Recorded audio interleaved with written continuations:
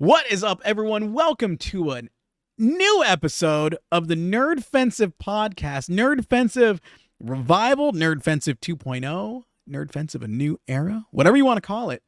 We are bringing back the podcast because I think it's safe to say that Skelly and I, when we started this, we were really into it, man. We were going, we were cranking, we were making a lot of new episodes, and then NerdFensive just kind of died off for a while. So for those of you that don't know, NerdFensive it was originally a gaming site that we were going to do with a bunch of our friends. And then you realize that when you start to do things with a bunch of people, it gets very complicated, especially when people's lives get busy and all that. So it just didn't work. I mean, we were active for quite a while. We've got a YouTube channel that's got like almost 70,000 views on it.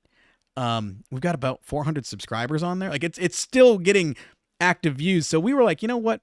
We've all gotten back into streaming. We've gotten back into gaming very heavily. So let's resurrect, necromance. But let's bring back the NerdFensive podcast and the NerdFensive brand in a new way, with a little bit of a brand refresh as well. And so we're going to be bringing the podcast probably every 2 weeks to start out. We're going to be doing it in video form because video is apparently very popular right now. People like seeing people. We're streaming it on Twitch, so we will be streaming every time we do it as well, then posting it to YouTube and then all your favorite podcasting platforms.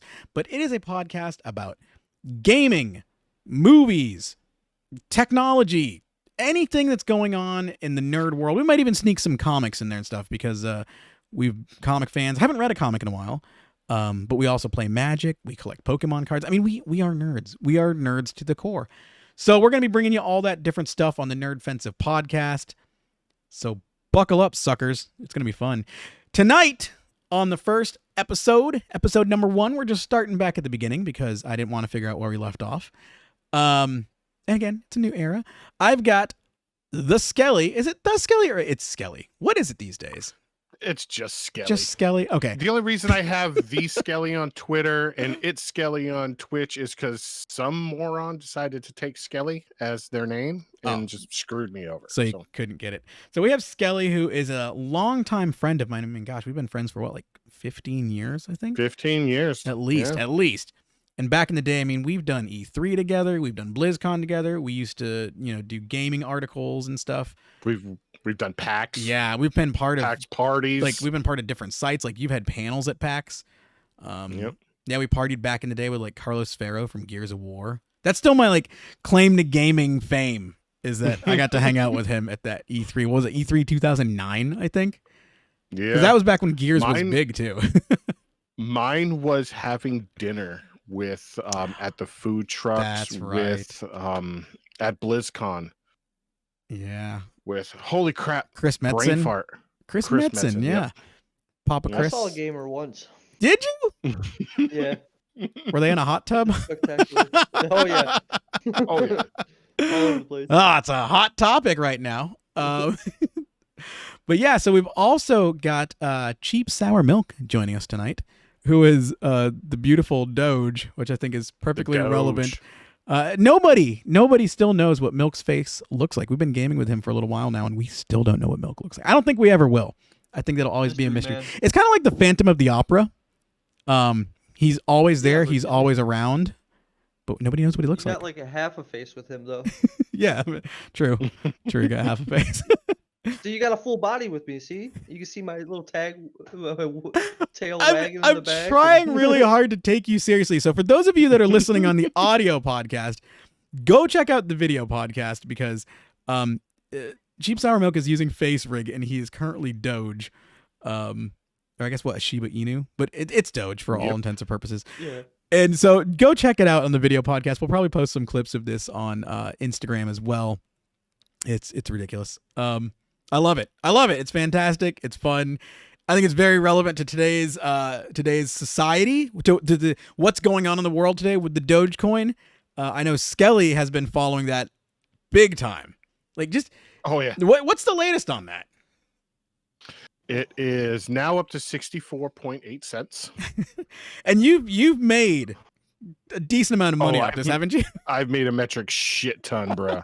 My return on investment is 1,080 or 1,871%. Golly. And I know, like, I think they had another, they had a dip today, but then it spiked back up again, didn't it? Oh yeah, it dipped to 56 cents. I should have bought some. When Doge started roughly about 10 years ago, they didn't even think it would ever even hit a penny. It's been around that long? Yeah. Oh my gosh. And since January, I bought it in January for 0.8 of a penny, and now it's at 65 cents. So Milk, weren't you telling us last night that you had some Doge a while ago? Yeah, when it was less than a cent, I had $539, and I think like today, if I still had it, it'd be like 140,000, 100. Oh my gosh. I would be serious feels bad, man. Yeah, I think they started this coin as a joke. That's Yeah, why it's a Doge it's a coin. meme, It was yeah. a meme. Yeah, it's a. I don't think there's a cap to it at the moment. No and I'm cap. surprised it's even nope. past a penny. Oh my gosh. They're literally when it started as a meme, there was a NASCAR driver last named Wise. He actually had a Dogecoin paint scheme.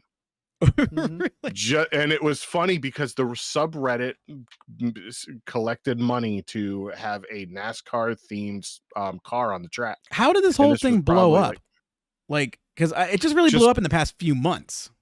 Yeah, like for some reason, when the GameStop thing started, everyone started with cryptocurrency. We need to try to push it since GameStop's a thing and celebrities are getting involved.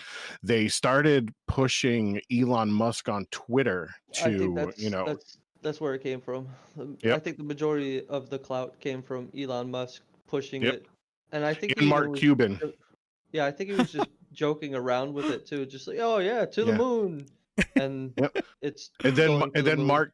then Mark Cuban got involved, and now the Dallas Mavericks in the NBA. So that's the guy from Shark Tank, right?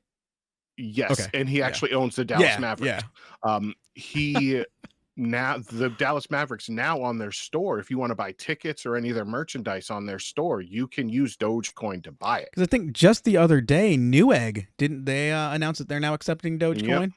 And I guess Newegg's accepting it. The big rumor or the speculation, the hope, I guess, is that Amazon will start to accept it. Oh yeah, rumors are like almost 100%. They're just working on the way to do it.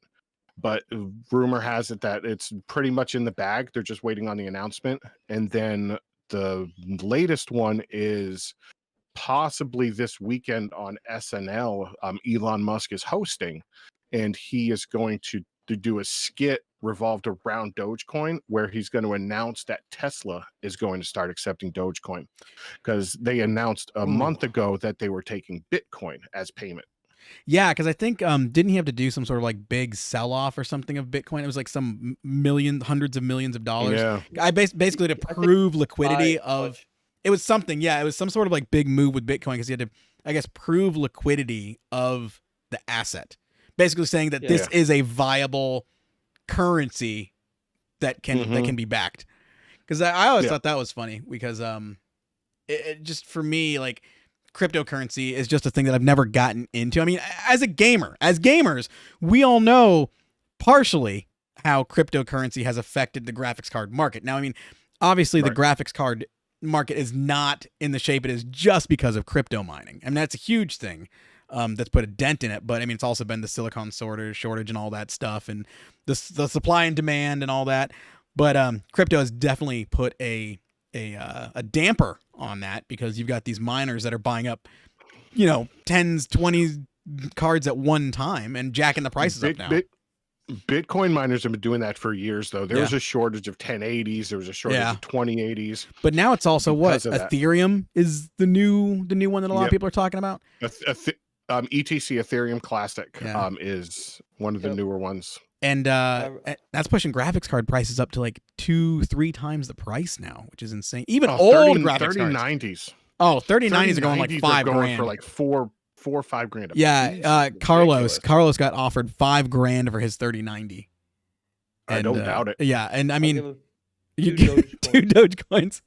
Honestly, it might not be a bad deal. It's gonna be like those people that bought Bitcoin years ago when it was like worth nothing, and they've made millions.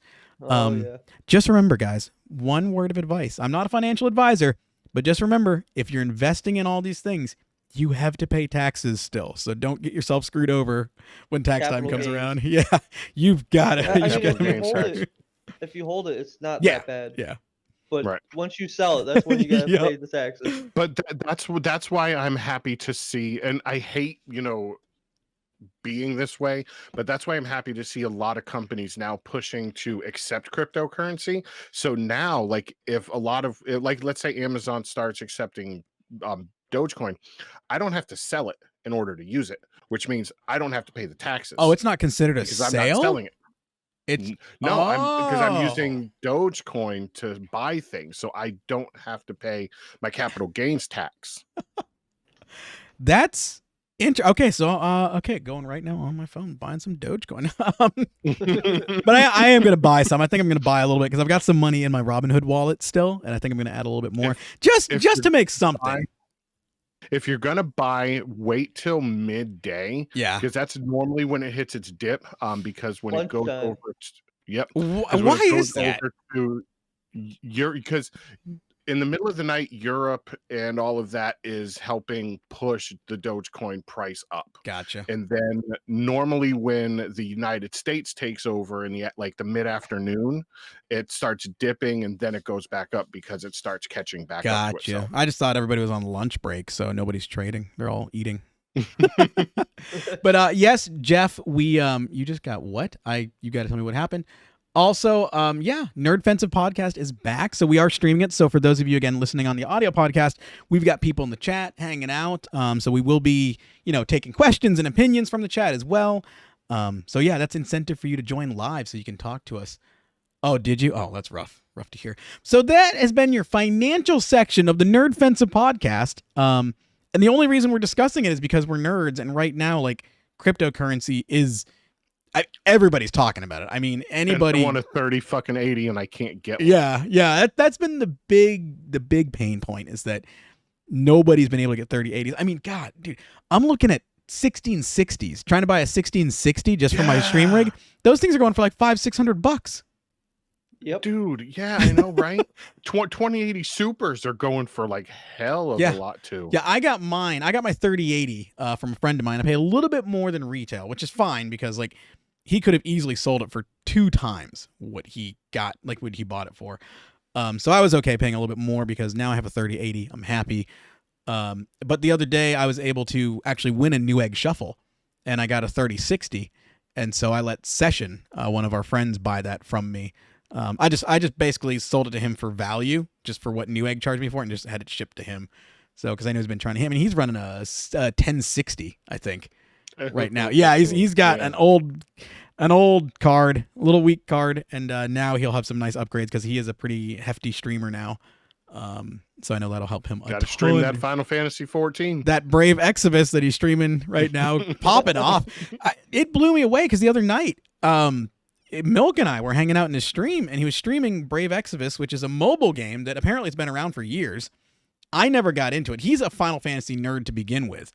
And he streamed this thing and popped off, had like 20, 25 viewers average streaming this mobile game, and people coming in saying apparently there was a large community on Twitch before, but a lot of the big streamers have kind of like faded away and they don't stream it anymore.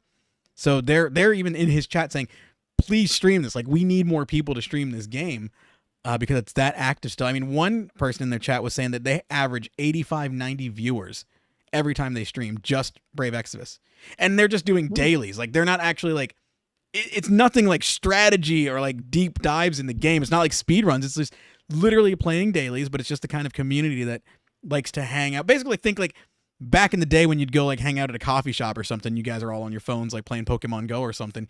That's this kind of community. People are just hanging out and just wanting to chat about the game while they play it. So yeah, so but yeah, that's a little self-promotion for some of our people that hang out on here. I'm sure Session will be on podcast.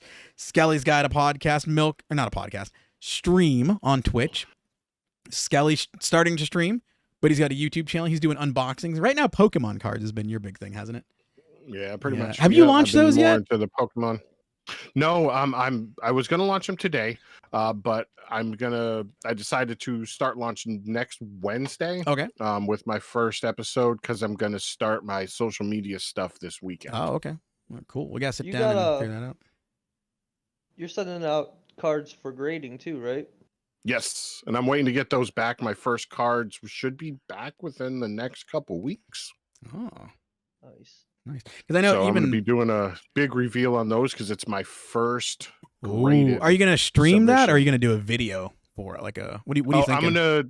I'm gonna do a YouTube video on those ones. Nice. Is it still backed up on grading? Because I saw that like one company Oh, yeah. is like hiring more people now because the demand is PSA. Oh yeah, PSA is like 1 million some odd cards backlogged. They're just finally, I think, caught up through September, I want to say, of last year. Jeez. Oh my god. To where they actually shut off regular submissions. The only thing you can do now is Express, which will cost you pretty much $600 a card. Jeez. Well, I mean, I guess for some of the cards though, it's worth it because some of those cards are, Yeah. a few $1,000s. Yeah, but I submitted mine through CGC only because I used to submit all my comics to CGC Yeah. when I'd be at conventions. So I know they're a good, reputable company, and they're starting to take over some of the market share for Pokemon as far as grading goes. What is the big one? Is it Beckett or something? Is like No, Beckett is a good PSA one, yeah. is the number Okay, one. that's number one. As far as if you're gonna resell, PSA will get you the most on eBay. Gotcha. A lot of collectors like Beckett because they're a little bit harder to grade. So if you get a higher grade, it's worth it. So those are the ones that Yeah. want like the pristine, like as close to Yeah. perfect as you can get for your collection. Everyone's trying to get a Beckett Black Label. That's pretty much what they want. Gotcha. Which Pretty is- much perfect. You have to get like I think they score it like the edges, they score the faces and stuff like that, and each Yeah. one has a separate score. And I think you have to get a 10 on 3 of them. It's crazy. Yeah, subgrades with Beckett, you have to get a 10. You can only get one 9.5 to get a Black Label. Jeez. Mm-hmm. I told you guys we're nerds. We are nerds. yeah. I mean, again, we do everything. We do cards. We do gaming. We do. We do it all. Skelly's really diving into the Pokemon grading. So check out his channel. Shameless plug right now for Skelly. Make sure you check out his channel. We'll put the link in the descriptions of all the places the podcast is, so you can just clink. You can clink on it. Just clink some glasses together, I guess. But you can click on it and go check out his unboxings. He's got a few lined up. And then, yes, Jeff Ichka, I will throw out a shout out to you because Jeff Ichka is another one of my longtime friends, and he's a streamer as well. And he just posted his first video today on the channel. I'm shamelessly promoting them because I'm the editor on all these videos. So go and check them out. But yeah, the nerdiest. Jeff just said this is the nerdiest shit I've ever heard. It's gonna get more nerdy, baby. Then you can check me out. I'll be here. I'll be there. Maybe dog park. You go there. sniffing someone's butt. Hey. Hey. No, but you can find Milk featured in most of our streams.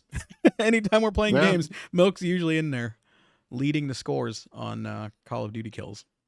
So I can't help it. So that's what we've been up to. NerdFensive, Revival. Revival sounds too much like revival, throw your hands up type thing. But refined. Refined? Is it really refined? I don't think it's refined. Yeah, we refined our core group of people. Oh, okay. And we've made it better. The NerdFensive people R's. traded some people out. The R's of NerdFensive. We traded some people out like a Call of Duty team. We've released some people. We've picked up some pretty good free agents, and then Milk. Yeah. And then Milk. Yep. I'm here. Yep. Oh gosh. No, you did not get released, Jeff. You will just be on future podcasts when you have the time. You're on IR. Yeah, you're on IR. Jeff's on special teams.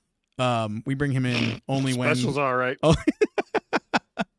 Oh my gosh. So yeah, that's what we've been up to. That's gosh, I mean, what, 2 years I think since our last real NerdFensive thing, because like we've done it all. Like, I mean, we've gone to major conventions, and we podcasted and unboxings and people in Spider-Man suits on our page. We refined the YouTube a lot. I left up the cosplay stuff because that was a huge thing on there, and then all of our con recaps that we've done. But I really want to just kind of like rebuild it new and fresh.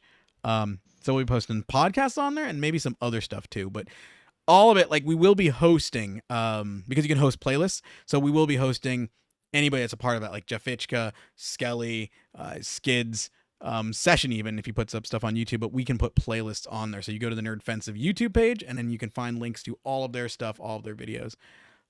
Yeah. So it's just easier than trying to like maintain a brand when everybody else, and I think that was the big reason that we wanted to kind of revive NerdFensive.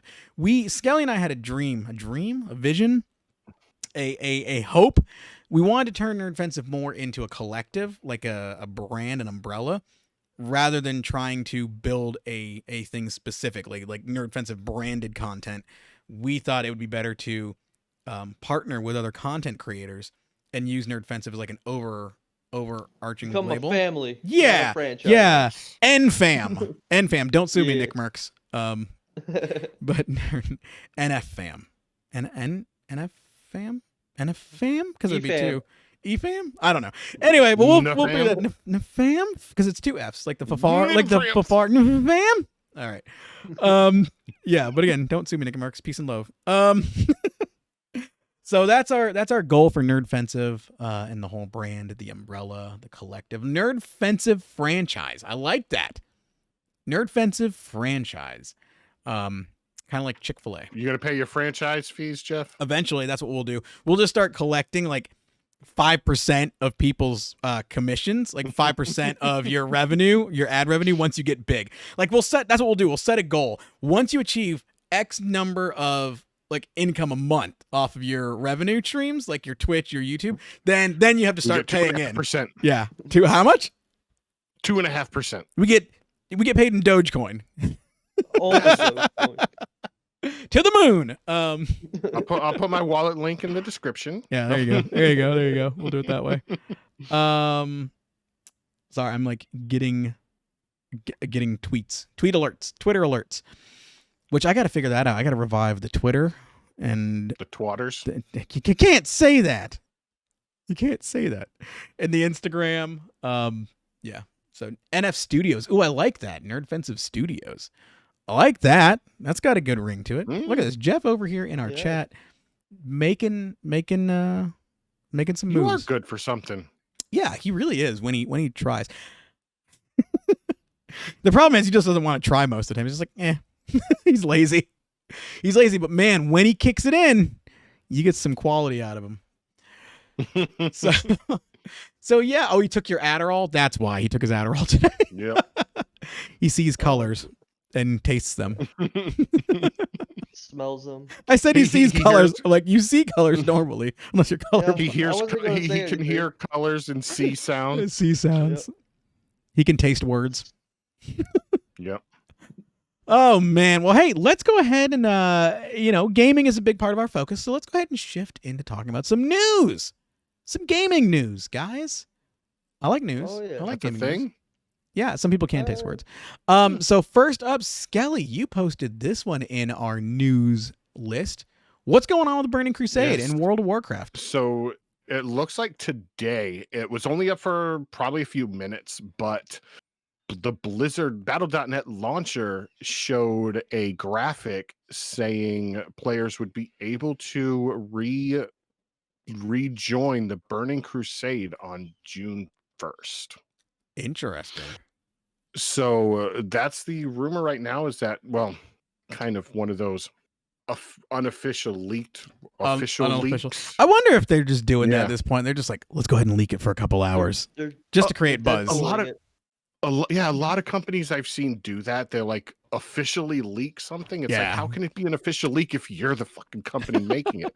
No, but that's a big thing because a lot of people, that played WoW Classic stopped at Burning Crusade because Burning Crusade was the last expansion that was actually worth it to a lot of fans. Yeah, so I wonder, are they going to just gradually release all the classic expansions and like let you play just up to that point? I kind of hope not. because it's going to get too complicated. Because then we'll just end up back where we are now. Yeah, we'll pretty much just be 5 years behind. Yeah. But the last one I want them to do is Lich King. Yeah, everyone that knows me knows Lich King is probably my favorite part of the WoW lore. I feel like and story. they might, because I think that was when the really good raids, classic raids, kind of ended. Yeah. But Jeff Itchka brought up a great point in the chat, and I was reading this today as well. Blizzard over the past year or so, they've lost 29% of their player base, but they're making more money. They've increased, I think it was 7% year over year on their revenue. Yep. And they've even pointed out Blizzard has not released a new IP in years, first of all, nor have they released Overwatch. an actual.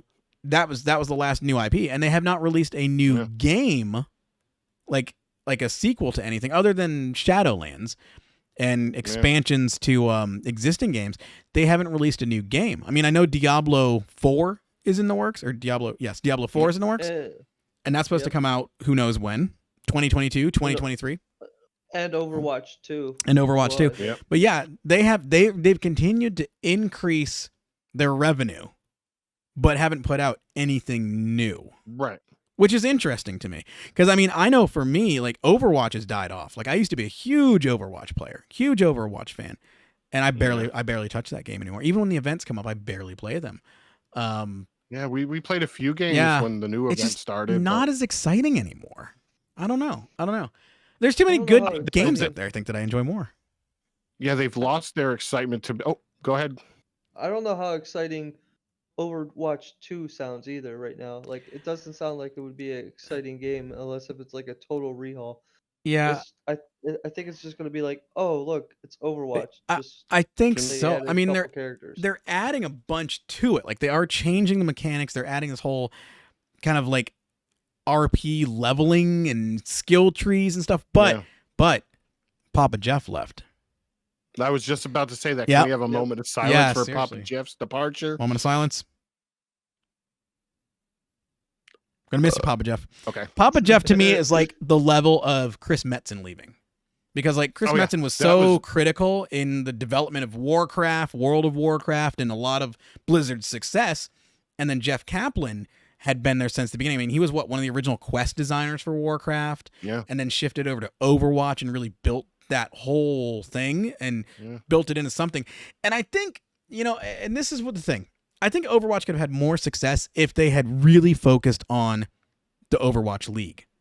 If they'd really leaned into esports, but they just they went through this phase where they were really catering to the fans, or not to the fans, but to the esports segment. And they lost their fan base because they were doing too much balancing for pro play, but people just want to play casual. And so it just wasn't balanced. But see, that's a big one too, is not only was it, I believe and Jeff says it too in chat, when Activision bought Blizzard, because Blizzard was a company that was more player based and, making games that even if it took longer, hence, the big thing and ongoing thing in gaming community, it'll be ready when it's ready, according to Blizzard. Yeah. Because they took the time. Activision bought them, and it was more about money and profit. But going back to your Overwatch League and esports, the one thing that I think killed it was more of the pandemic, because they were about to start home games, away games, where they were actually doing, traveling with the teams to make it feel more like a real sport, to get fans involved. Like, I could go to Foxborough and watch the Overwatch League if I wanted to. Yeah. And they were doing it in like sports arenas and stuff. Yeah. Right. And the pandemic just shut that down. Yeah. I agree with what you're saying. And I agree because Jeff Itchka kind of, same thing in the chat, talking about how, Blizzard was all about games, making games that people wanted to play. Activision's more concerned about making money. And I completely agree with that. Blizzard's motto, I mean, wasn't their motto something like creating epic worlds or something like that? And like their core values are like gameplay first and stuff like that. Like their whole model, like you said, it's ready when it's ready. It was making games that are quality that not only they want to play, but that people want to play in worlds that people. I mean, that's what World of Warcraft. So many people lost relationships and jobs over that game because it was designed so well. It was a world you could get lost in. And then Activision comes in, and we saw it. We saw it with Destiny. Activision took over with Destiny 2. Destiny 2 did not do as well. Then they left Activision, went back to Bungie, focusing on it, and the player base spiked. The people started coming back because they started to redevelop the game for the players, not for the money. And we've seen this. Blizzard cannot deny it. With Call of Duty, the whole shift that they've made, Warzone, love it. I think it's great. I think it's, it's obviously one of the biggest played games right now, Warzone. But you can see where the Activision greed comes in, where Activision's all about the money. Now, I will give Raven some credit. Since Raven's taken over, they've done a better job of addressing the cheaters. They still don't have an anti-cheat system, but they're working on it. That's what they say. But they have done a better job about balancing guns and some things like that. So they've done better, but still, at the end of the day, you see what they're all about. They're all about developing new skins for the game, new things to generate money. Money. They don't care. Activision doesn't care. I'm sure the devs care. I guarantee you Raven cares, Sledgehammer cares, Treyarch, those guys care about the game. But because of corporate greed, that the suits are telling them, you show me those reports, you show me these numbers, and if we're not getting the numbers, then we're shutting your studio down. I mean, that's the downside. Just like taxes, a new Call of Duty's coming out every year. Yeah, absolutely. Right? And they announced it today. Yeah, they announced it. What? Well, it's did they? Sledgehammer taking back over. Yep. Yeah, they announced that they're gonna. Yeah, that everything's on schedule, and they'll have one in the fall.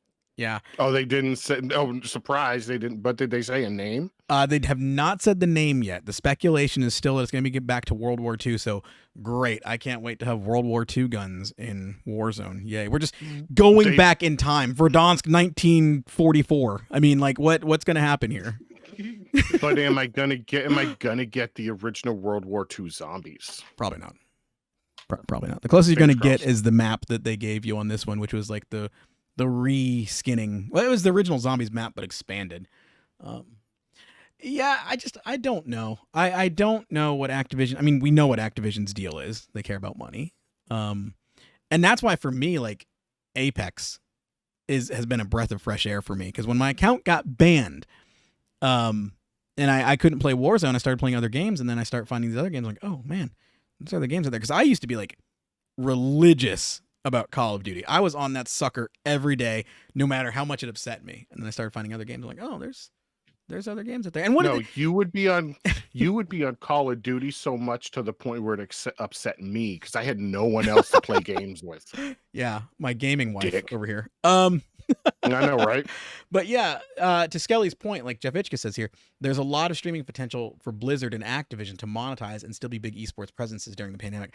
I agree. Right. But I think the problem is the people that are in charge that make the decisions aren't that forward thinking. They're not real gamers, I dare say, because the devs, the people that are making the games, they're the ones that are saying, hey, I guarantee you someone's been like, we can turn Call of Duty Warzone into a tournament-based system, but they don't want to pour the money into it. They don't want to pour the time into it. And that's why games like Fortnite are whooping Call of Duty's ass when it comes to the tournaments. I mean, even Valorant's pro scene is growing and stuff. Yeah, I mean, they got cash cups in Fortnite and stuff like that, and I see a bunch of people playing those all the time. Yeah. But the thing that happened though is I think with Blizzard Activision, they didn't want to change or even adapt to the pandemic because once the pandemic started and the Overwatch League wasn't able to travel, wasn't able to be able to have a fan base at live events, they didn't adapt and change their mindset on how they wanted the Overwatch League to go. Yeah. So it just crashed everything. So one of the things you learn from being in production, like I've been in production for 18 years. And Jeff, you'll know where I'm going with this. But like when you're in marketing, if you're in a good marketing company, a good marketing department, and you're in video production, you know that you have to adjust with the trends and with the times and with the climate of what's going on. So good companies, the companies that have the longevity, the companies, and this is like Simon Sinek, like leadership stuff, but like good companies are the ones that can make a change when the climate changes. So a lot of these big companies, I think they get stuck with their marketing plans or their development plans. We've got a 2-3 year plan. And so they're going to stick to that because this is our plan. This is what's going to make us the most money. This is what we're projected. We've got stakeholders that we've got to appease. So rather than the pandemic happening and companies being able to shift quickly and say, oh, this happened, how can we, I don't want to say take advantage of it, but how can we adjust our product to fit the time that we're in now?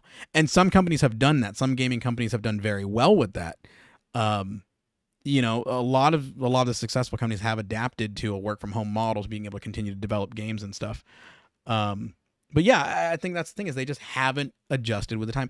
And I think they're such a big monster of a company. They're so corporate that they don't want, like Jeff says, you know, how many levels of approvals does each idea have to go through at Activision? Like you can't pivot. There's no pivoting because by the time you finally get the approvals, the trend's gone. And that's the thing is Overwatch had the potential. I mean, Hearthstone had the potential. And I know it's still a scene, but it's nowhere near the level of like League of Legends and CSGO and like these guys. Like these guys are dominating right now still, even in the pandemic. And Call of Duty League is doing very well. So, you know, I mean, there's companies out there that show they can still be successful in esports, Call of Duty League, during a pandemic, during social distancing, and they've done it well. Big player base. It's on YouTube. It's, you know, it's getting tens of thousands of views each stream, so it's there. It's working. It's possible. And so, you know, I'm gonna skip one of our topics. We'll come back to this next one. But with that, I want to jump into what's going on with Apex because Apex is one of those games that I mentioned, and I think is doing a good job during the pandemic.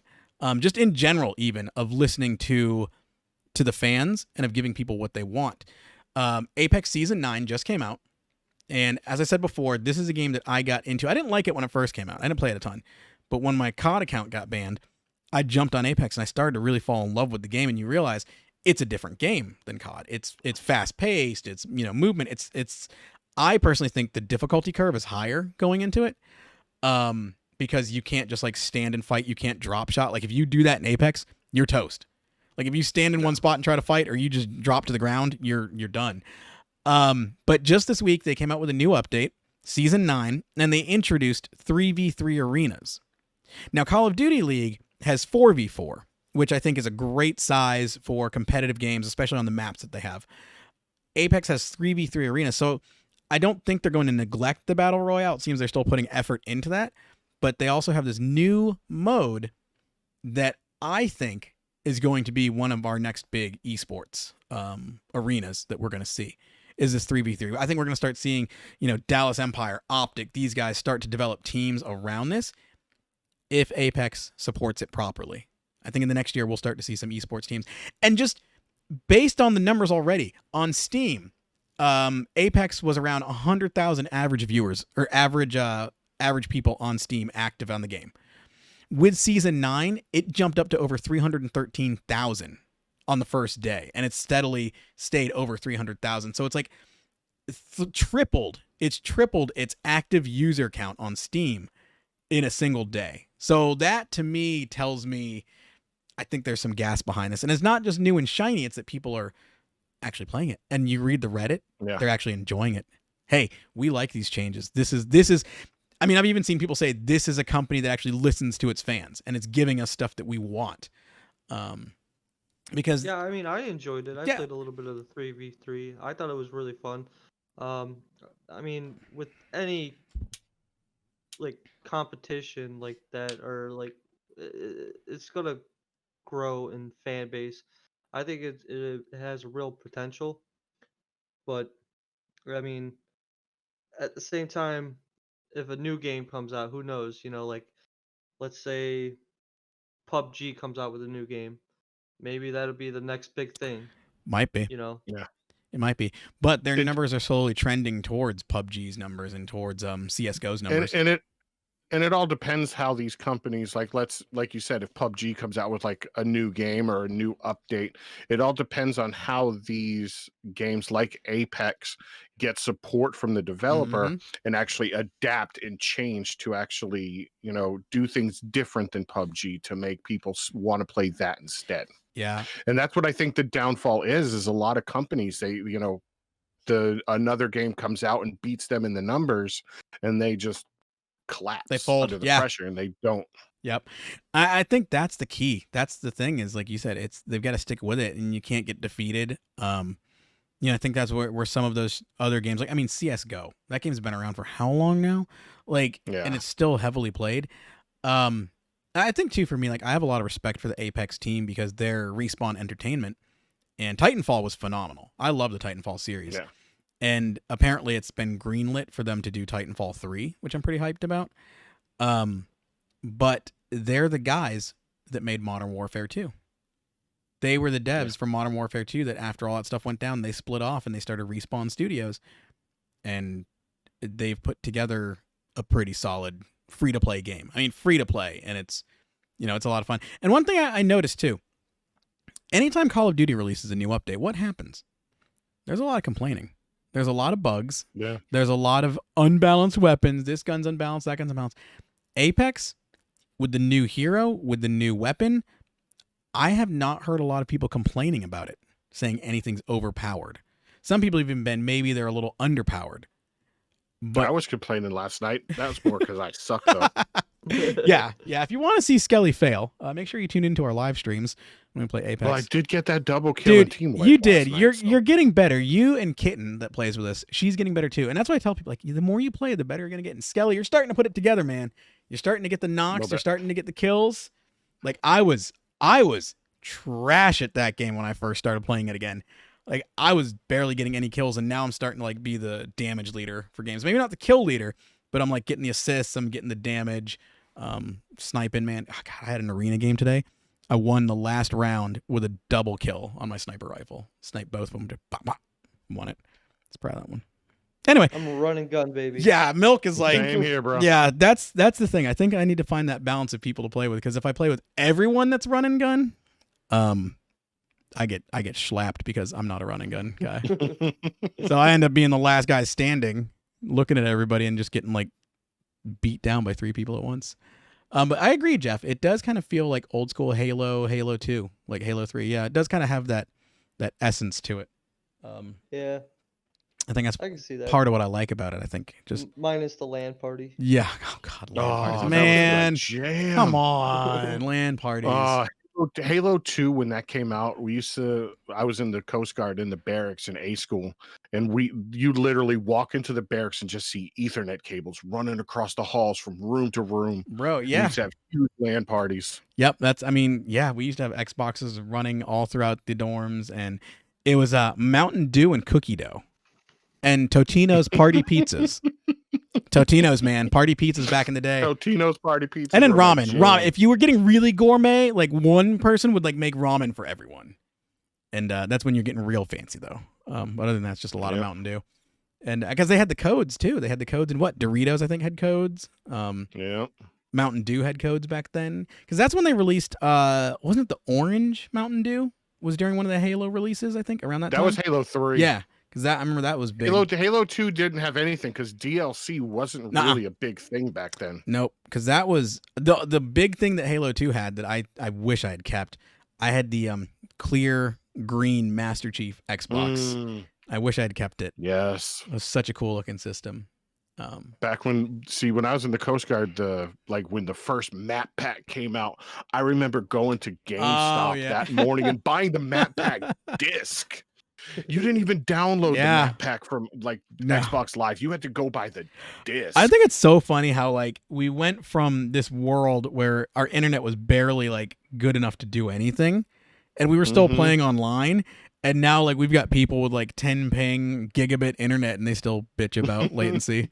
Oh yeah, and they're all young people too, mind you. Like boy, you want lag? You go play back on the systems we used to play on. You go play old school Halo when it first came out on Xbox Live. when they couldn't combat lag switching. No. Oh my gosh, that was so bad. Jeez. Yeah, but now we just have I had hacks. one that I used to piss off people in the barracks. It was like literally I made it out of a light switch. And I would literally flip it in the middle. It was an online way. It was during our LAN parties. Everyone would get pissed off. They'd be like, Bellic, what the fuck are you doing? So you're that douche that was lag switching on local LAN? No, I would do it just to piss people off. I didn't do it to win games. It wasn't when we were like we would have tournaments in the barracks and stuff, but it was only during like random stuff that we would do during lunch breaks. Those were the days. You brought up a going and buying a game disc for the DLC. That reminds me of like our games nowadays. They're just coming out with free content, which I like. Mm-hmm. Like I don't have to go out and buy another, like Call of Duty, for instance. I bought the game $60 brand new, and then they're like, "Oh, new map, but you got to buy the DLC." But now they're just giving you it. The only thing you got to pay for now is stuff I don't care about too much. Yeah, everybody else cares about it, and that's what a lot and stuff like that. Right, and that's what a lot of companies started seeing when like Fortnite and stuff came out, where they were losing money on season passes because no one wanted to spend $20 for 4 new maps, and they would they saw games with or the cosmetic DLC or cosmetic microtransactions. They were making so much more money on it. So I'm glad games like Call of Duty and Halo and all that moved to free DLC. Yeah, I remember when we went through that phase of like EA was really bad about it, but the microtransaction, the whole pay to win thing, like it was getting really toxic for a while. What was that? Star Wars Battlefront 2? Yep, Battlefront 2 was bad about that. Darth Vader. Yep. And that was the thing. It's like, again, I don't care about cosmetics. Like, I think that big switch has been great. Like, because then it gives people the option, spend the money if you want. I'm bad about it. Like, Apex Season Pass came out. I bought the season, but I buy for games that I believe in. Like, I bought the Season Pass, I bought the new character, and I bought some skins last night because they're really freaking cool. But you don't have to. And there's no advantage to having a cool skin. So I think that's the thing is like we've got these games like Apex and even Valorant and stuff like that. Like Valorant is one of the games that is crazy to me. It's made by the people at Riot that do League of Legends. So they know how to make money on DLC. Again, it's not pay to win. It's not like the skins help you at all. But there are some skins like you buy a knife skin for $40. Yeah. Like $40 for a single knife skin. I'm like, hey, I mean, if you got the money, do it. It's your money. But it's crazy to me. You're lowballing. But the one thing I like about thousands of dollars. Yeah, I know, yeah. But the one thing to your point on that too is you don't have to buy it.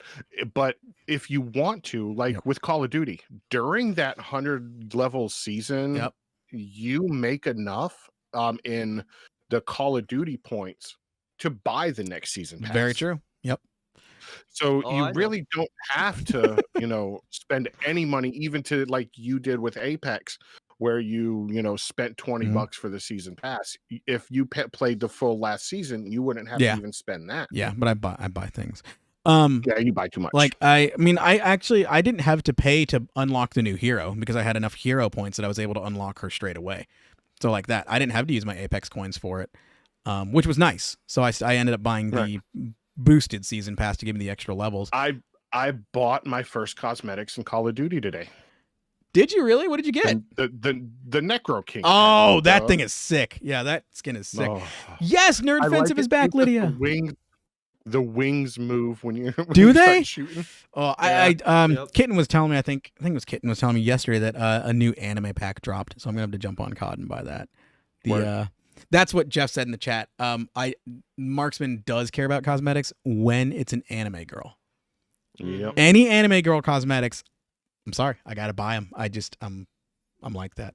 And I don't even watch anime, but even he gets me into this. I even got Skelly to buy. Yeah, hey, we're in the same cup tonight. I've just finished all my gamer subs. I've got a collection. I'm actually gonna get a shelf to go behind me on my streams that I can display all my gamer subs and all my waifu cups because I just ordered the 4th waifu cup that dropped. I'm drinking on my cup too. I got the. I'm such a F2020. Oh, did you get that one? I have that one sitting. I have that one sitting right here too. Yep. Man, I didn't get that one. I should have, but the anime ones I'll buy. It's I got the F2021 when they were giving it away. Oh, okay. That's when I got mine. Yep, I spent the $35 or whatever it was and got the free shaker. I was like, hell yeah. Oh, when they did, all the Black Friday stuff, Yep. like the crazy bundles. I love that company. Anyway, that's a plug for Gamer Subs right now. That's what most of us drink around here is Gamer Subs. We love their energy drinks, and Gamer Subs. What is it? Code Bobby GG. I need to get my own code. I need to talk to Monty or someone from Gamer Subs and see if I can get myself a code now. As much as I'm promoting them on social, I need a code. I need a code, guys. If you're watching this, if you're listening, help me out. Anyway, cool. So yeah, Apex. I think future of esports. I think we'll see that. Sponsored, not sponsored. Sponsored, not sponsored. Yeah, I'm gonna buy their stuff anyway. But yeah, I think we'll see the rise of esports with that. I think, Call of Duty League has announced that LAN is going to be happening again very soon. And now that people are, vaccines are happening more and things are getting a little bit safer out there. Still be careful. But they're going to be going back to LAN, which I think will be great to start getting some more hype. Even if you don't have a full audience there, like even if it's a limited audience, just to have people back live to cheer on their favorite pro players, I think is going to help a lot. Just that energy. So I think that'll be cool. All right. So what else we got going on in news this week? Sony, big announcement. Yes. What is going on with Sony, Skelly? Sony's finally starting to push their social aspect of their online services, PlayStation Network, where they're integrating Discord. That's huge. It is huge. Because for years and years, Sony fans and all that have pushed, Sony cares about games. They care about games. And the one thing they've lacked is the Xbox Live community and social aspect of gaming. And they're finally pushing. They're going to integrate Discord chat and all that stuff. And that's something people have wanted Xbox to do for years. I know. They've been crying for it, and they just won't do it yet. And the biggest thing is with crossplay. I was just about to say that. Because crossplay, if I can play on PC while you're on Xbox, which is the biggest cross-platform thing going right now with games for Windows or the what is it, the old Game Pass Ultimate? Yeah. I'm playing on PC. You're playing on Xbox. I'm on Discord. I don't want to be on the Xbox app because of the PC version is clunky as hell. I feel like Microsoft has this delusional point of view that they just assume people are using Xbox Party Chat on PC to play with Xbox players. I mean, let's be honest. Especially like you guys are saying, as many games is cross-compatible now, where you can have a PlayStation player in your game, an Xbox player, and a PC player all in the same lobby on the same team. We need that Discord integration. I mean, how many people do we even play with that are on PlayStation 5 or PlayStation 4? And they have to use Discord and they have to put a headphone in, so they'll have an earbud in so they can be on Discord and they have their headphones over the earbud. Or you have to use fucking Party Chat in Call of Duty. Which Nope. I still can't use Party Chat in Xbox or Game Chat. Oh yeah, that's right. Xbox never got Discord because of Skype as well. So they were trying to push that for a while. They were also trying to push Mixer. How'd that go? It didn't go well. Leave the software. Look, you just stick to games, Xbox. I will give you credit. You've really done a good job of starting to push into your first party games for your consoles. Your hardware is great. You're pushing into now getting some exclusives for the system. Your integration with PC has been fantastic. I love that so many games now are on Games Pass and that I can play them on PC. I haven't turned my Xbox on except to watch a Blu-ray. That's the only reason I turn my Xbox on. And I'm going to... Go. No. I was going to say, I'm going to be the bad guy here. And we all know that. With E3 coming up and the rumor that Xbox Game Pass is going to the Switch. I think... Oh yeah, 100%. The last press event they had, when I think it was Phil Spencer mentioned that they said that everything on the shelf behind him meant something. He had a Switch on the shelf behind him. No, you know what's going to be? It's going to be Skype is coming to the Switch. No, but the rumor is that because they had, what was it, Master Chief as a DLC character in I can't remember what game it was. Fortnite. It may have been Smash. Was it Fortnite? Yeah, No, Fortnite. but Did they there have was, Smash? I think it was Smash. There was rumors that Halo or Master Chief's coming to that. But if they launch that on Switch, I honestly think that the Series X is going to be the last Microsoft console they're going to launch, because they're going to push the Game Pass, because I can play it on my phone. Any game on Game Pass, I can play on my phone. I can play it on a tablet. I can, in the fall, be able to play it on the Switch. They're getting Sony exclusive games like MLB The Show. Yeah. I mean, why do they need to push consoles? Yeah, I agree with you, but okay, so I think we still get in that whole thing of consoles. Like, a console is great for someone that doesn't want to build a PC. Like, if you just want a game, you don't want to worry about it, bro, console is great, especially the Xbox and the PS4, PS5 now. They're great. Yeah. If you don't want to be like hardcore gaming, you don't need to be.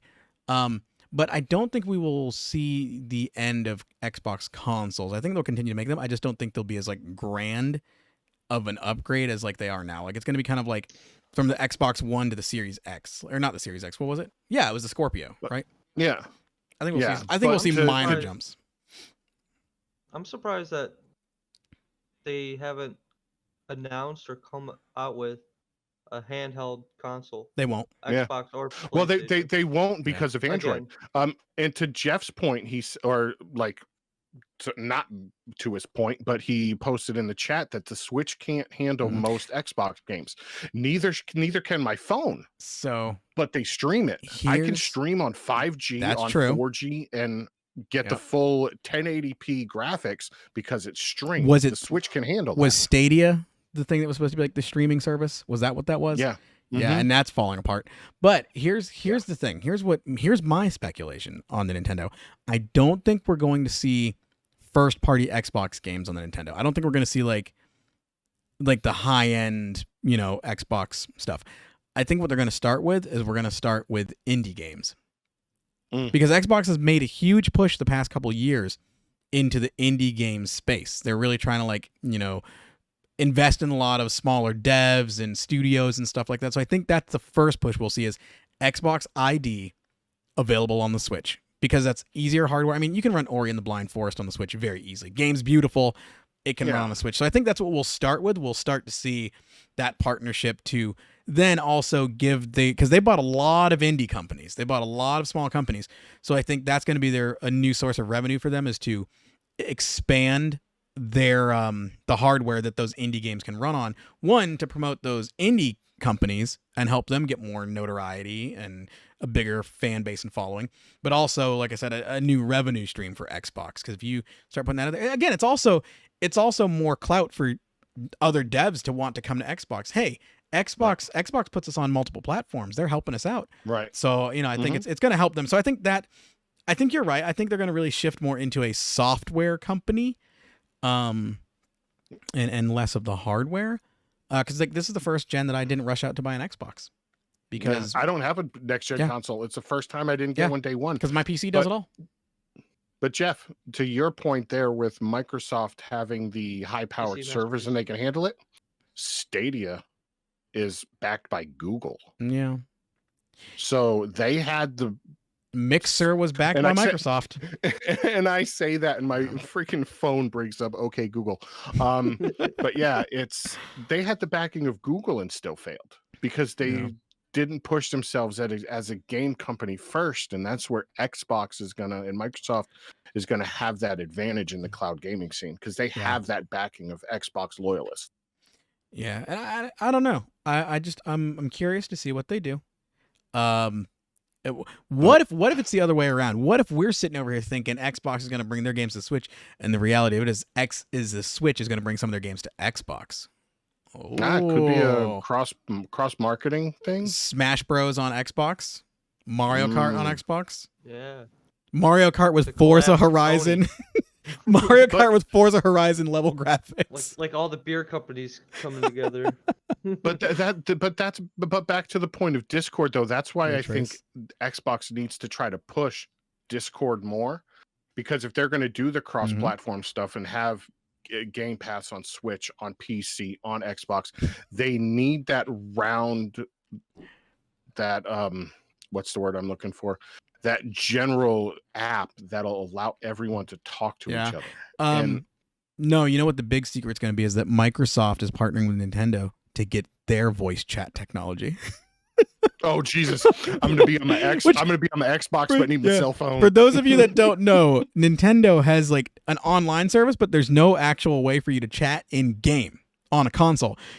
Their suggestion is use the app to start a voice chat with your friends while you're playing your game on your console. So you have to use your phone to chat with your friends and have voice chat while playing on your system. So Microsoft, that's the logical progression of their interconnected technology. Yeah. We're gonna start going back. Okay. Okay. They're using the whole thing of well, everyone owns a phone, right? Like the route of Blizzard. Thanks, Activision. They're going to be like, oh yeah, from now on, you need to, get your dial-up internet started and hop on your landline phone. Go ahead and hand crank that old generator in the corner and get the cow moving. Jumpstart your fucking hamster in the wheel in the basement. Yep. Go whoop the mule one good time. 9-volt. 9-volt. Oh gosh, but that's You're a hamster. You can't use car battery. No, true. You do. Right. Yeah. 9-volt. Wow, that just took a weird turn. Oh man. 1,000 volts right to the nipple. Let's go. Yeah. So that's big news for Sony. I think Sony's continued to make some great strides. They've been at the forefront of gaming. I mean, we know their first party games have been phenomenal. I mean, God of War, Ghost of Tsushima. I mean, the Horizon Zero Dawn that was an exclusive, but now it's on PC. But hold on. What good is Sony doing pushing their first party titles if they can't even keep them off Xbox Game Pass? What's on Xbox Game Pass? What was it? It was MLB The Show? MLB The Show. That's because that's MLB money. And it's free. And it's free for Xbox Game Pass subscribers, but not to Sony subscribers. I mean, that's MLB money, though. You know that was the MLB saying, we want this. Mm-hmm. Yeah. I think I'm going to offend people with this one. I think because more jocks play Xbox. No. I think it's because more jocks play Xbox. I mean, let's be honest. Yeah. I think a majority of, and for a long time, a majority of the sports gamers have been on Xbox consoles. Madden, like Madden tournaments and all that have been on Xbox. Not to say that there aren't people that still play it. Like there's a large fan base on PlayStation, but PlayStation has historically been the RPG system. A lot of players of MLB The Show, that's the reason they buy Sony consoles, is because of that game. Yeah. And I know people that are like that. Like a friend of mine that I used to work with at Verizon, one of my employees, I used to talk to him all the time. We used to play Call of Duty. He had an Xbox, but he bought a PlayStation just for MLB The Show. And now it's like we were talking the other day and he said, why I don't have an incentive, pretty much said, I don't have an incentive to buy a PlayStation anymore because I can play MLB The Show on Xbox for free on Game Pass. And it is still cross-platform. He can play with his friends on PlayStation. I think, and again, to that point, I don't think Sony cares because Sony's a Japanese-based company, and Japan, the Xbox doesn't sell as well as the PlayStation in Japan. Because again, you've got those companies, the Final Fantasies and the stuff like that, which I know they're on Xbox now, but people still, there's like that loyalty to Sony for their RPGs, for those types of games. Like, I would still rather play an RPG on a that's the whole reason I had a PlayStation for a while, was just to play RPGs. I didn't care about anything else. If I can play it on Xbox, I'm playing on Xbox. I only had the Sony for the exclusives. But again, now a lot of them are coming to PC. But we'll see what happens. And Jeff's right. The majority of competitive gaming is done on Xbox. Not anymore, though. That shift is happening. That like with CDL, huge arena. And this year was the first year that they shifted from Xbox to PCs. So every CDL player is on a PC now, and they can use a controller of their choice as long as it's approved by the CDL league. So yeah, I mean, that shift is even starting to happen. And I still say in the next couple of years, we're going to start seeing a push for keyboard and mouse in major gaming tournaments. I don't know if it'll be a full switch over, but I think they'll give people the option. But then you have the whole thing of aim assist and all whatever. But they're already making the shift to PC. So yeah, which might be another symbol. Maybe it's because they know Xbox is not going to be worrying about the hardware as much. So let's switch over to PC. Yeah. So I don't know. We'll see. The future of esports, the future of Xbox. Who knows? All right. So, the next one I'm pretty excited about. Our last one. Yeah, our last one. Our last big topic for the day. If any of you know us, which you might not because it's a new podcast, right? Brand new. We are Left 4 Dead fans. Left 4 Dead has been a game that's been around for a while, and it's a ton of fun, and they haven't made a new one in a while. Well, not that long ago, they announced Back 4 Blood from the people that made Left 4 Dead, Turtle Rock Studios. It's a loose sequel to the Left 4 Dead franchise. It's not picking up where the Left 4 Dead story went on per se. So it's a new perspective on it. But today they released a video that talked about the new card system. And I think this is really freaking cool because Skelly and I, we were talking the other night how there aren't really a whole lot of great co-op games these days. Everything's competitive. Everything's battle royale online. I mean, even talk of Halo, rumors that it's going to have a battle royale, but it's still going to have the main game and whatever. But Back 4 Blood was a game that we played the beta for, and we were really hyped for it because even the beta was very polished. It had that Left 4 Dead 2 zombie horde feel. And so they announced this new card system today, which looks legit. And I think it's going to be a very strong replayability in this game. Because the way the card system works is you have these different power-ups that you can use, kind of like, I don't know what else to compare it to. I guess Dying Light kind of does this, but there's nothing really out there that does this, where you basically have your character, your class, and you can choose different power-ups based on how you want to play the game. So if you want to be a bruiser, you can choose melee cards and apply those to your character, which give you buffs for melee. You have things where, like, doing fire damage to someone, to a zombie or an enemy will heal you. So it's things like that, so you can really customize it. But the AI gets cards as well, and these cards are random. So at the beginning of a match, it draws cards from its deck, and it can have things like, I think some of the things we saw in the video today were lights out mode, where you can have a map, but it will turn all the lights off. So it's all dark and very dimly lit. So it can change dynamics. It can add different types of enemies. It can power enemies differently. And based on the cards you deal or you draw versus the cards they draw, like, you can kind of craft your team in a specific way to take on these challenges, but it's an ever evolving game. So you really aren't going to play through the game the same way twice because of the amount of randomness that's available to the AI, but also to you. So I'm pretty excited about that. I don't know. What do you think, Skelly? What do you think from the video reveal? I loved the fact that you called it AI, but, as a Left 4 Dead fan, it's called the director. It is an AI. He's an AI. He's called the director because it's a movie that they're filming. But yeah, I love the differentiation from game to game because it's random. Mm-hmm. He'll throw out different cards, and then you have to work with your party to say, okay, who wants to do this? Who wants to do that? What cards do you have? And play off each other that way. And I'm so hyped for it. And one thing you didn't touch on at the beginning is not only did they announce this video with the card system, but it's coming out October 12th. Yeah, that's a huge thing. That was a huge announcement. I think a lot of people were expecting them to drop a beta date, which they didn't today. I think we'll see that in the next week or so. But yeah, October 12th. This game, again, we played the alpha. It was like a pre-alpha even. Yeah. And I remember a lot of the comments from people were, it's a more polished alpha than some games on final release. Like, 100%. And even for the demo today, like the video they showed, the gameplay looks so smooth. Like, the graphics look beautiful. Like, I'm really hyped about this game just visually. You played the alpha, right, Milt? Yeah. I played it. I enjoyed it. I learned not to get hyped about games all that much, so Cyberpunk. especially with the past, like Cyberpunk or what's that one where you gotta travel to the center of the universe or whatever? Anthem. Games like Interstellar, the movie with Matthew McConaughey. No, I can't remember what it was. Murph. Yeah. What are you talking about?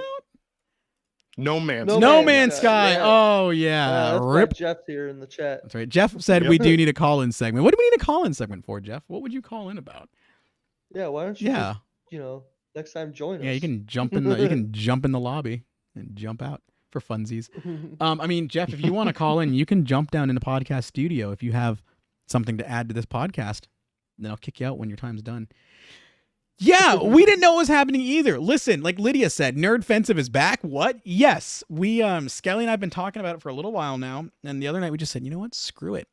We got to do it. We got to do it because the thing is, if you keep putting it off, it's never going to happen. We could think of a million reasons, maybe not a million, maybe a couple hundred reasons not to do something. Well, we got to get this figured out first. We got to get that figured out. We got to get the branding right, blah, blah, blah, whatever. You're just like, you know what? We're going to do it. So this interface that I have here is very raw. I designed this interface, and you can probably tell 5 seconds before the podcast went live. I was still editing the podcast layout as I started the stream tonight. Yeah, Milk. Seconds, okay? I mean, he wanted more detail. He actually wanted to be an anime girl tonight. It just didn't work out. So we went with Doge instead. Doge was more relevant. Yeah, very relevant. But yeah, so it's just, you got to do it, man. We didn't know it was a thing either until, I think Monday. I was like, hey, dude, I messaged Skelly on Discord, which is what we use. Yeah. We have a Discord server. Join, link below. You're welcome to Thanks, join. Sony. Thank you, Sony, for continuing. Because there was another big announcement about Discord recently. If I gotta look it up quickly. But there was like some sort of investment or something. What the heck was it? It was a big move for Discord because there was talk about someone buying them, but they didn't, and this whole thing, I don't remember. But yeah. So anyway, NerdFensive. We didn't know what was happening. I messaged Skelly on Monday. Hey, dude, let's do the podcast. Let's just make it happen. Skelly's like, you know what? Let's freaking do it. And we'll kind of work out the details from there. Because like a lot of the big YouTubers say, you just got to start putting out content. Right now, the audience, they don't even know. Oh, hold on. What? Back to your Discord thing. Yes. They declined. It was like a $12 billion buyout by Microsoft. That's right. Yep. That's right. Probably because they knew the same thing. Oh, first of all, hold on a second here. G Game Face is raiding with a party of 33. What? Nice. We just got a raid in the middle of our podcast recording tonight. Awesome. Thank you so much. Welcome, everyone. Thank you. Thank you so much. You just tuned into, we just revised our podcast today, our gaming podcast, and this is the first episode. And a raid on the first episode, I mean, like, yeah, that's pretty awesome. It was So hype. cute puppy face. So hype. Yeah, it's a cute puppy. That's what they saw Doge and they were like, this guy's got a talking Doge on his podcast. We got to come in. Oh, much appreciated. Part of the Tatman Army. Let's go. Let's go. Thank you so much, everyone. That name just threw me off. Which one? It's Kelsey. Oh, it's Kelsey. Yeah, because we've got it's Skelly. So, that was, yeah. Wow, that messed me up too. Welcome, everyone. Welcome. Thank you for coming in. Thank you for spreading the love. Thank you for the raid. Thank you, everyone. As I said, NerdFensive podcast. We just started back up. This was something. I'll just fill everybody in since you're all new here. Because Lydia or Sexy Death Party that's in here. Are you Sexy Death Party on here? Or are you Lydia? You're Agent Crush. How many alter egos do you have, Lydia? 46. I've known Lydia for a while too, and she's got like all these alter egos, different brands, different things. It's kind of like me. I have so many all over the place. I've condensed it though. Like Skelly. It's Skelly here. He's the Skelly over there. Then he's just Skelly on other places. Like in the 15 years I've known him, I don't think I've ever referred to you by your first name. Originally, it was Gargamel. Yeah, originally it was Gargamel. That's right, and it still is on Origin, which throws me off so much because I'm like, where the heck's Skelly? He's not on yet. Oh, it's Gargamel. That's right. But yeah, so this is the first episode of us relaunching our brand, NerdFensive. It's a NerdFensive podcast. It's a gaming podcast, nerd stuff. I mean, tonight we've talked about Dogecoin. We've talked about esports. We've talked about Back for Blood coming out. We've talked about Apex Season 9. We've talked about Sony integrating Discord. We've talked about World of Warcraft. We've talked about Activision. We've talked about so many things. And, we're nerds. We are. Activision just wants. We are not financial Fuck advisors. them. Absolutely, Jeff. We are not financial advisors. Buy Doge. Oh yeah. Buy Doge. To the moon. We're talking about our crazy investments in Doge and the madness that is happening right now. So how much money was Microsoft Yeah, trying to put I up? think was it Discord? 12 billion? it was like Jeez. over 10 billion. Yeah, it was over 9,000. No, it Over was 9,000. Oh, okay. it was 12 billion. They offered Discord to buy them out, and I wonder if Discord. I don't know if they had the thing already started with Sony, and that's why they declined it, or if once they declined it, Sony and got in touch with them. There's really no. I don't know. Yeah, I wonder if I think Discord might have had some idea, but I think they also. I don't know. That's a great question. There could have been something in the talks. And Yeah. then Xbox heard, Yeah. Sony's talking to them. Let's just buy the company, so they could just like monopolize, everything. Yeah. Yep. That's turn right. it into a Skype. It just pisses me off that they still have the app, but no integration for voice chat. What does the app do on Xbox? It's just so you can type messages to people and like private message people and be in your Discord, servers, but Not exciting. no at all. chat support. Hold on, let me get out my chat No. pad. Yeah, Is it pretty. like a third party? Dude, my Xbox 360 chat pad. I still have that. You still have it? I wish I still had my Xbox Yes. 360. I don't even have it. I thought it was so I cool. still have mine. I thought it was so cool, and I'm like, why do I even need this? I never use it. It gets in my way when I play. Like, No, the FPS chat. I used The to run mine all chat the time. pad. The chat pad gave my controller weight, and that's why I used so when you the throw it Elite against the wall, controller. Yeah, it gets No, that but real good thump.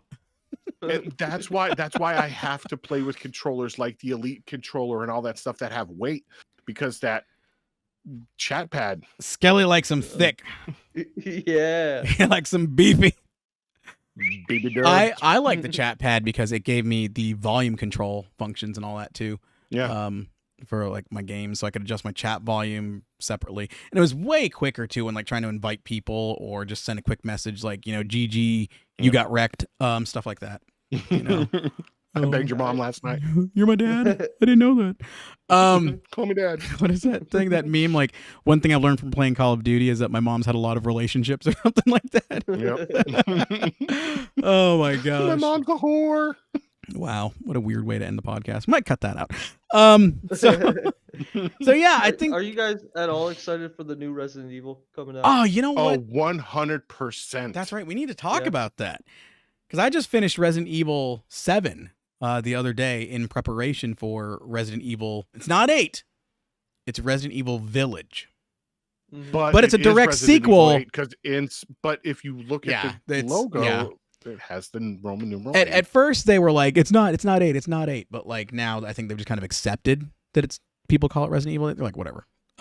It's Resident Evil 8, Yeah. The Village. So what is the name? Somebody help me here. What is the name of the new vampire character that everybody is like going crazy over? It starts with a D. Yeah. Nuts. Oh. Jeez. Not Wow. D. Wow. Jesus, Wow. bro. Sorry. Wrong direction. Somebody look it up for me. Resident Evil 8 lady. I don't know. I just spelled that all wrong. What is her Yeah. name?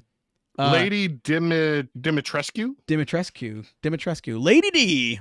Dimitrescu. Lady D. So we're done. here's something that I think is really funny. So at first when this came out, everybody's like, Resident Evil, what are you guys doing with this character? Like, she's very voluptuous. Like, she's like, what, like Isn't 10 she feet also tall? supposed to be, like 8 feet She's tall, like- or 9 like feet tall or something. 9 or 10 feet tall. Yeah, she's 9 feet 6 inches tall, and she's huge knockers. Yeah. Um, Yeah. And so, it's cool because Capcom just contracted Yaya Han to do a cosplay of her, and she killed it. I mean, she always does everything she does, but check that out on Twitter. She did a cosplay of Lady D. And Yaya nailed Time. that. But so I think what's funny is that I'm a TikTok. I hate to admit it. I'm on TikTok all the time. Capcom has gotten smart with their marketing. They've started taking some of the sounds that people are using for like all the videos of them in like, bathing suits and being all cute and sexy and stuff. And they've started making videos with Lady D. They've started making videos using those sounds, but using her. And so they absolutely know what they're doing. And I think it's hilarious and amazing and great marketing on Capcom's part to jump on trends. That's an example of a company that sees a trend and knows how to pivot and jump on something when it's popular. But because it's creating more buzz with people that probably would never play a Resident Evil game. So I'm hyped about this one because I finished 7. And if you know me, I rarely finish games. But what I think we were talking, and they're not changing the direction, but this isn't going to be more about the jump scares they were saying, right? I think, Skelly, you were saying that this one is more story. I was reading an article that they were listening to the fans and not be so jump scary. It's still a thriller of a game, but just not so boo in your face kind of thing. Which is, I mean, I love Resident Evil games. I just never played any of them. I know. I always liked watching somebody else play them for their reaction and the story behind the game. I know. I think one of my friends played the demo. I haven't played the demo yet, and he said it was pretty scary. I don't know how easily he gets scared though, so take that with a grain of salt. Carlos said it was really good. But Carlos might be a little bitch, so I don't know. I will say, but as long as it doesn't fall flat like Resident Evil 6 did, I'll be happy. Yeah, I forgot they made a Resident Evil 6 because I played 5. I didn't even bother with 6. Well, in order to get to 8, you have to have a 6. Yeah, but I'm saying that's how bad it was. Like I don't even remember it. Like I don't even remember what it's about. I couldn't tell you what the story's about. But 7, I found that 7 didn't really scare me, and maybe it's just because things don't scare me that easily, like games and stuff. It's like I wasn't really freaking out when I was playing 7. I mean. The only point that it scared me is when you're walking down the hallway and out of nowhere the dude jumps into the hallway, like breaks down the wall. That was the only part. I'm like, holy shit, I wasn't expecting that. I pooped myself a little bit. Yeah, I think more than anything is like, I mean, they did a good job with the atmosphere and stuff in that game, but I don't know, it wasn't like, I don't know.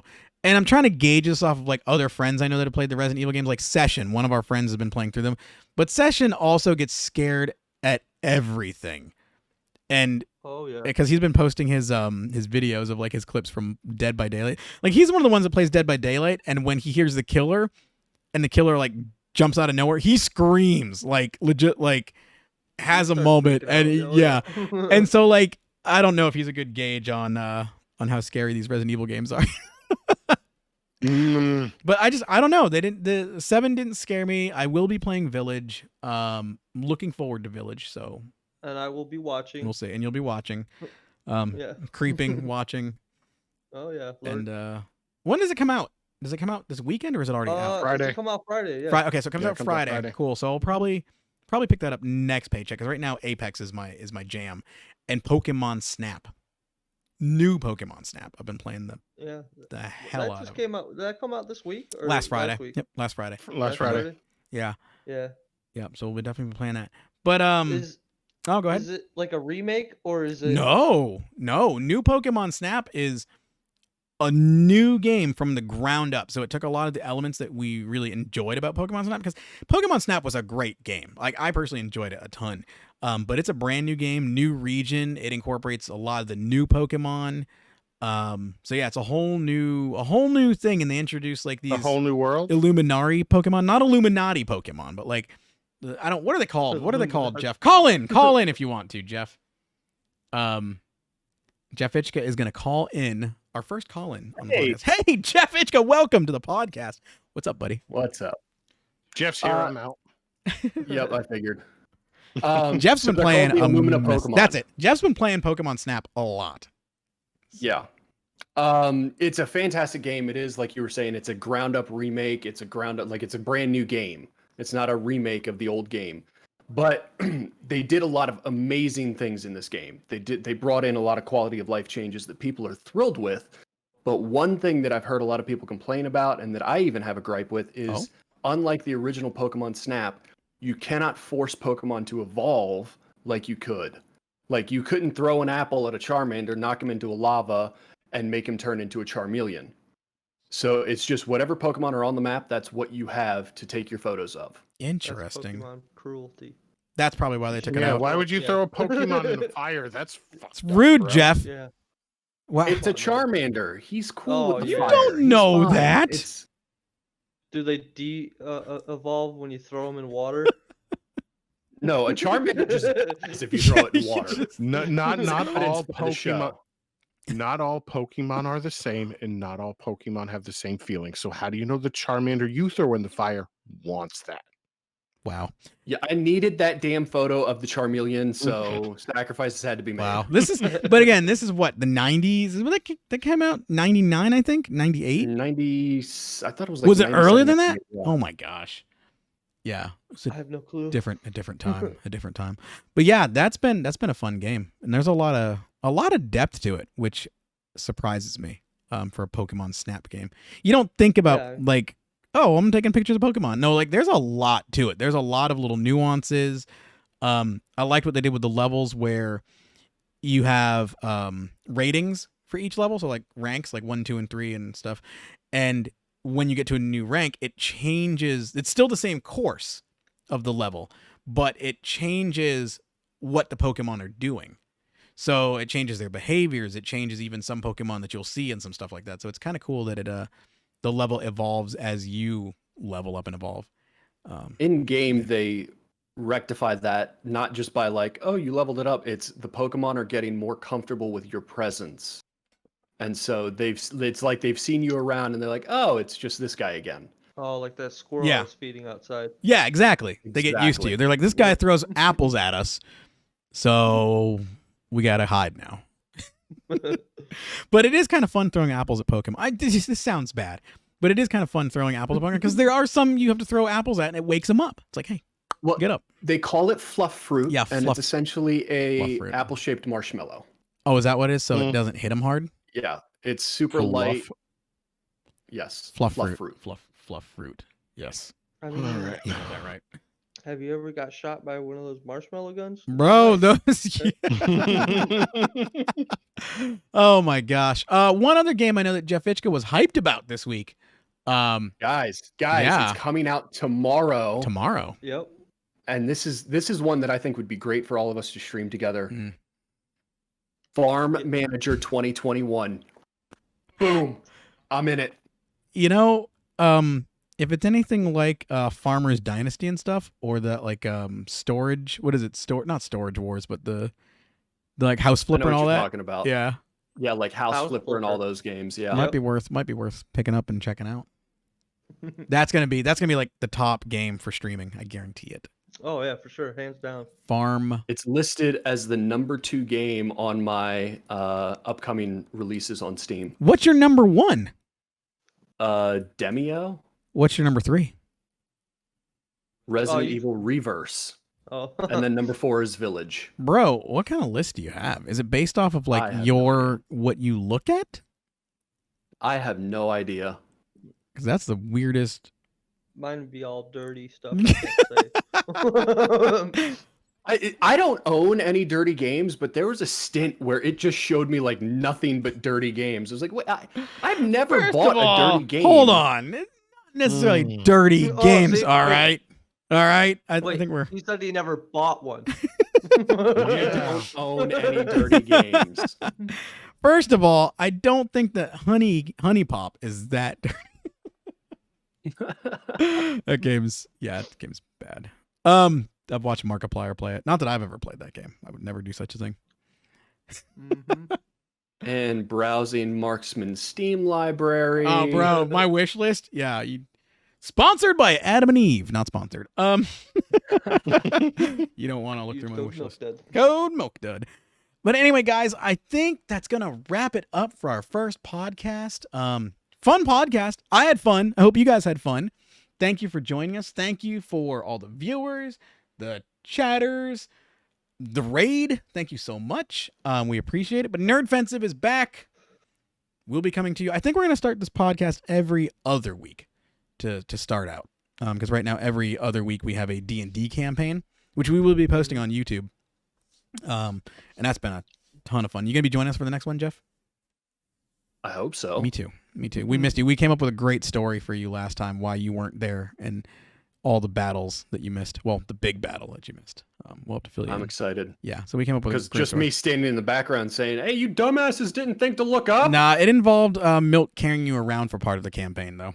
So, yeah. Yep. That makes total sense. Yep. That I would be picked up and carried by an orc. Yep. So fun things happened. Which you hate. Yeah. So great episode, guys. Any parting thoughts, Skelly, Milk? I promise Jeff won't be on every episode. So if you tune in, it'll actually be good. Oh Love my you, Jeff. gosh. I'm in for 5 minutes and I'm getting roasted. Oh, you were getting roasted in the chat, bro. Like these nuts. No, it feels good to be back. Hopefully people enjoyed it. Yeah. And we'll be back in 2 weeks. Yeah, and if you have anything that you want to hear us talk about on the podcast or like topics in the nerd world that you think we should cover, send us a message. Send us an email, nerdfensive@gmail.com. It's still active, and I somehow remembered the password to it. And so, yeah, so we got it, nerdfensive@gmail.com. Send us your feedback. Send us your thoughts and ideas. Or if you're watching it later on YouTube, do it in the comments. Yeah, leave a comment. Leave a comment down below. Make sure you hit that like and subscribe button. Smash the bell so you know when we go live next. Well, that's on Twitch. Sorry. Smash that notification button so you know when new videos are coming to you from the NerdFensive crew.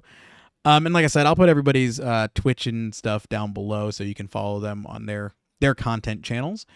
Because we are all a bunch of content creators and friends and just doing stuff together and having fun, playing games and being nerds. I love it. Thanks everyone for tuning in. So next time, I need a good sign off. I don't have one. See you guys.